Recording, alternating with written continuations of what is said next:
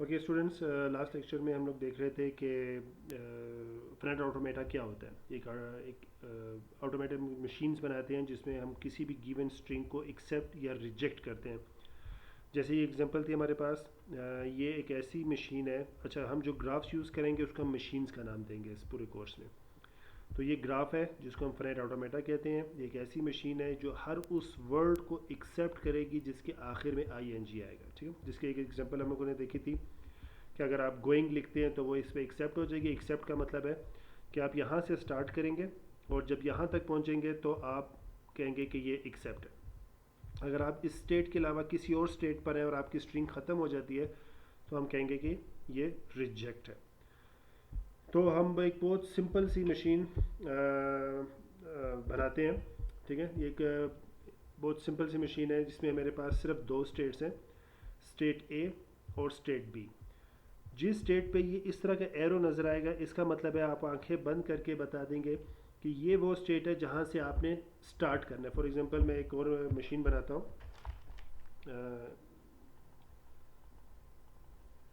जिसमें चार स्टेट्स हैं और उनको आपस में किसी तरीके से कनेक्ट कर रहा हूँ।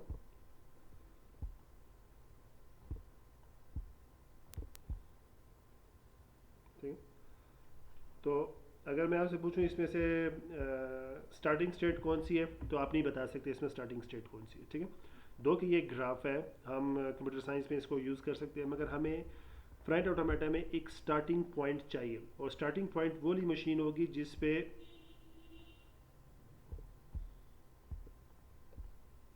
इस तरह का एज है, एक ऐसा एज जो किसी से कनेक्टेड नहीं है, तो हम बोलेंगे कि ये स्टार्टिंग स्टेट है, इसको नाम दे देते हैं स्टार्ट। ठीक है, तो फ्रंट ऑटोमेटा मशीन्स में हमारे पास ग्राफ्स होंगे। ग्राफ्स को हम सर्कल से या रेक्टेंगल से ज़ाहिर करेंगे। एजेस होंगी, जैसे ये देखें एज है, एज ये बता रहा है कि आप स्टेट ए से स्टेट बी पे जा सकते हैं अगर आपके पास 1 आता है, और स्टेट बी से आप स्टेट ए पे आ सकते हैं अगर आपके पास 0 आता है। तो इसमें हम मुख्तलिफ स्टेट्स पे होते रहेंगे, एक स्टेट से दूसरे स्टेट, दूसरे स्टेट से तीसरे।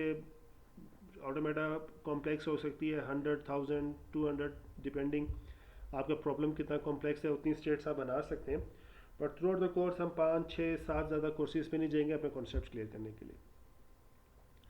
तो इसमें स्टार्ट पॉइंट कौन सा है, इस ग्राफ में स्टार्ट ये है, इस ग्राफ में स्टार्ट ये है। अब इसमें एंड पॉइंट क्या है, एंड पॉइंट वो वाली स्टेट्स होगी जिस पर डबल सर्कल होगा। ठीक है, मिसाल के तौर पे इस ग्राफ, ये दो डिफरेंट ऑटोमेट है। इस स्टेट में स्टार्टिंग पॉइंट ए है, इसमें स्टार्टिंग पॉइंट बी है, और इधर स्टार्टिंग पॉइंट ये है और इसको हम कह देते हैं फिनिश। ठीक है, या लास्ट स्टेज। तो अगर आप स्टार्ट करते हैं, मिसाल के तौर पे आप स्टार्ट से इस पे जाते हैं, इससे इस पे आते हैं, फिर दोबारा आते हैं, फिर इधर चले जाते हैं, इधर से लेट से कि आप वापस इधर आ जाते हैं, घूम फिर के अगर आपकी स्ट्रिंग ख़त्म होती है और आप इस तरह की स्टेट में जो डबल सर्कल हम बोलेंगे स्ट्रिंग एक्सेप्ट हो रही है। तो फ्रंट ऑटोमेटा में हम जितनी भी मशीन्स आगे पढ़ेंगे, हम 2-3 टाइप्स की मशीन पढ़ेंगे, तो उन सब में की करेक्टरिस्टिक्स में कॉमन चीज़ क्या है, वो किसी भी गिवन स्ट्रिंग के अगेंस्ट आपको या तो एक्सेप्ट बताएगी या फिर रिजेक्ट बताएगी। अगर एक्सेप्ट बताएगी तो हम कहेंगे कि ये जो स्ट्रिंग है ये हमारी लैंग्वेज पे पूरा उतर रही है। अगर वो रिजेक्ट हो रही है तो हम कहेंगे कि वो हमारी लैंग्वेज पे पूरा नहीं उतर रही। तो मैं उम्मीद कर रहा हूँ कि यहाँ तक आपको क्लियर हो गया होगा। तो मैंने एक ऐसी मशीन बनाई है, ये सिर्फ ऐसी स्ट्रिंग्स को एक्सेप्ट करेगी जिसके आखिर में 1 आता हो। ठीक है, मिसाल के तौर पे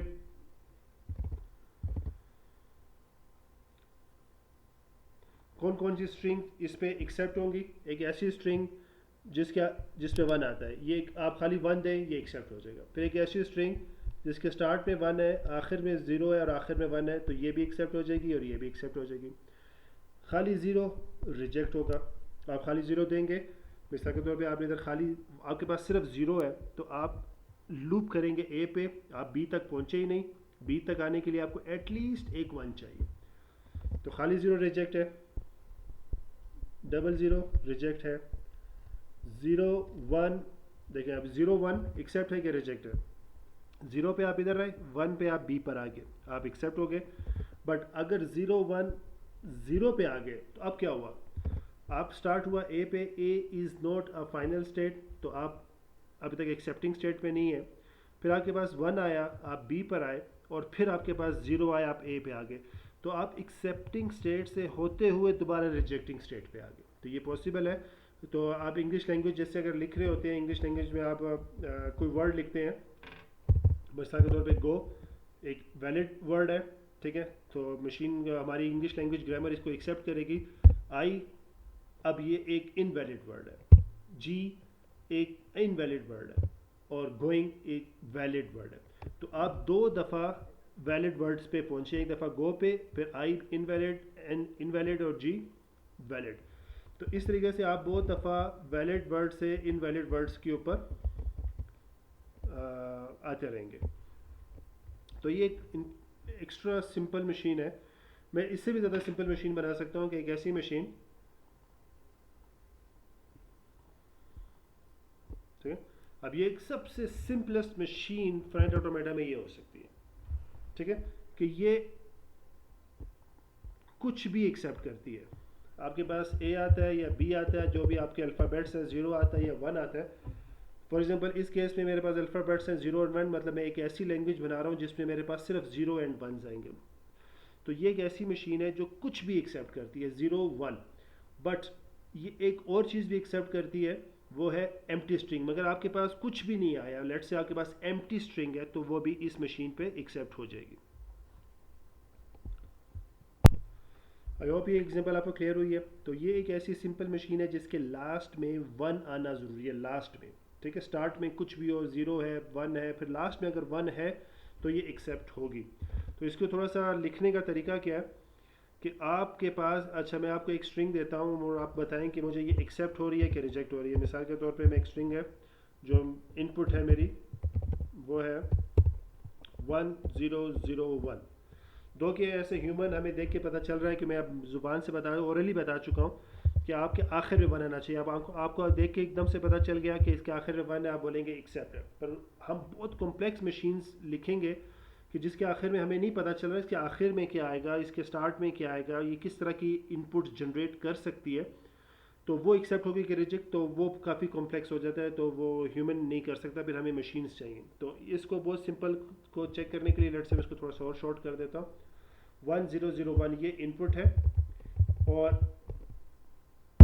ये ऊपर मेरे पास वो मशीन है जो जिसके अगेंस्ट मैंने चेक करना है कि क्या ये इनपुट एक्सेप्ट होगा या रिजेक्ट होगा, ठीक है। तो हमें पता चल रहा है कि हम ए से स्टार्ट हो रहे हैं, तो ये मेरा एरो ए के ऊपर है, तो मैं स्टार्ट करूँगा ए से। अच्छा, अभी हम मज़ीद आगे जाके देखेंगे कि इसको डिफ़ाइन करने के लिए हमें क्या क्या चीज़ें चाहिए, पर एक सिंपल सी एग्जांपल कर रहे हैं। इसको हम डेल्टा कहते हैं, ठीक है। तो डेल्टा ए पे है, मतलब हम स्टार्ट ए पे कर रहे हैं, और हमारे पास स्ट्रिंग है 101, और हम लेफ़्ट टू राइट, मतलब हम लेफ़्ट से रीड करना शुरू करेंगे स्ट्रिंग के हर अल्फ़ाबेट को, और राइट तक जाएंगे जब तक कि स्ट्रिंग एंड नहीं हो जाती। तो मैं लेफ़्ट से स्टार्ट कर रहा हूँ, तो सबसे पहला वर्ड जो मैं रीड करूँगा 1 है। अगर आप ए पर हैं और आपके पास 1 आता है तो आप ए पर हैं, या आपके पास 1 आया आप बी पे चले गए, ठीक है। आप स्टेट, अभी देखें इसको लिखना कैसे है। आप स्टेट ए पर हैं, आपके पास स्ट्रिंग थी 101, पर उसमें से आप जो अल्फ़ाबेट रीड कर रहे थे वो था 1, तो इसके बाद आप किस पे चले गए, आप चले गए बी पर। अब आप बी पर पहुंच चुके हैं, ठीक है। अब आप बी पर पहुंच चुके हैं, आपकी स्ट्रिंग थी 101 जिसमें से 1 रीड हो चुके हैं। अब आप जो लास्ट अंडरलाइन वर्ड है आप समझ लें उसको रीड कर रहे हैं। अभी हम 0 को रीड कर रहे हैं, और जब हम 0 को रीड करेंगे तो हम किधर जाएंगे। अगर आप बी पर हैं और आपके पास 0 आता है तो देखें बी पर हैं और 0 आता है, तो इस पर आउट गोइंग एज किधर है, ये आप ए पे वापस आ जाएंगे, ठीक है। आप ए पे आ गए, तो पहले आप बी इज़ एक्सेप्टिंग स्टेट, जैसे आपने 1 रीड किया आप एक्सेप्टिंग स्टेट पर चले गए, बट आपकी स्ट्रिंग ख़त्म नहीं हुई थी। जब तक स्ट्रिंग ख़त्म नहीं होती आप इसको प्रोसेस को आइट्रेट करते रहेंगे, चलाते रहेंगे। जैसे ही आप बी पे आए, दोबारा वर्ड आया 0, आप ए पर आ गए। अब अगेन, अब इधर हम क्या लिखेंगे, डेल्टा ए स्ट्रिंग 101, और अब लास्ट वर्ड, मतलब लास्ट इसको हम रीड कर रहे हैं, तो हम किधर चले जाएंगे। अगर आप ए पे रहे और आपके पास 1 आता है तो आप बी पे चले जाते हैं। ठीक है, तो मैं सिर्फ आपकी सिंप्लिसिटी के लिए जिस वर्ड को रीड कर रहा हूँ उसको कलर चेंज कर रहा हूँ ताकि आप इस एग्जांपल को अच्छी तरीके से समझ सकें। अब आपने लास्ट स्ट्रिंग का लास्ट अल्फ़ाबेट रीड कर लिया और आप बी पर हैं, मतलब अभी आज देखें इसके आगे स्ट्रिंग में कोई अल्फ़ाबेट मौजूद नहीं है और आप बी पर हैं, तो आप कहेंगे कि the given string 101 is accepted on given finite automata। अब finite automata की हमारे पास दो स्पेशल टाइप्स होती हैं, डिटर्मिनिस्टिक finite automata और नॉन डिटर्मिनिस्टिक finite automata, जो अभी हम अपकमिंग लेक्चर्स में देखेंगे। तो मैं उम्मीद कर रहा हूँ ये सिंपल सी एग्जांपल आपको क्लियर हो गई है। अब इसमें जो हमने समझना है, प्रॉपर डेफिनेशन की तरफ जाना है कि स्टेट्स कितनी हो सकती हैं। एजेस के ऊपर अभी मैंने 0 1 लिखा है कि क्या मैं कुछ और लिख सकता हूँ। ऑफ कोर्स मैं ए स्मॉल बी भी लिख सकता था और भी बहुत सारी चीज़ें लिख सकता था। और एजेस कब से कहाँ कैसे जा रहे हैं हम, ये कैसे लिखेंगे। इधर तो मैंने मशीन ड्रा कर दी, अगर मैं मशीन ड्रा नहीं कर सकता तो फिर मैं क्या करूँगा। और स्टार्टिंग स्टेट कौन सी है, फाइनल स्टेट कौन सी है, कितनी फाइनल स्टेट्स हो सकती हैं, अल्फ़ाबेट्स क्या क्या हो सकते हैं, क्यों इसमें दो ही स्टेट्स हैं, दो से ज़्यादा क्यों नहीं है, 4 क्यों नहीं है, 6 क्यों नहीं है, और ये क्यों हम कह रहे हैं कि आखिर में 1 आएगा तो एक्सेप्ट होगा। इन सब के क्वेश्चन इंशाल्लाह हम आगे वीडियोस में देखेंगे और मैं उम्मीद कर रहा हूँ कि आप इस एग्जांपल्स को चलाएंगे और एक ऐसी स्ट्रिंग लें चलाएं जो इस पर रिजेक्ट हो रही हो। मिसाल के तौर पर सिर्फ 0 इस पर रिजेक्ट हो रहा है, 00 इस पर रिजेक्ट हो रहा है, 0 1 0 इस पर रिजेक्ट हो रहा है, तो आप इस पर रिजेक्ट कर सकते हैं। और स्ट्रिंग की लेंथ कितनी होनी चाहिए, इस तरह के सारे क्वेश्चंस आपके जहन में आने चाहिए, जो मैं नेक्स्ट वीडियो आप लोगों के लिए बनाऊंगा उस पर मैं इसको आंसर करूंगा।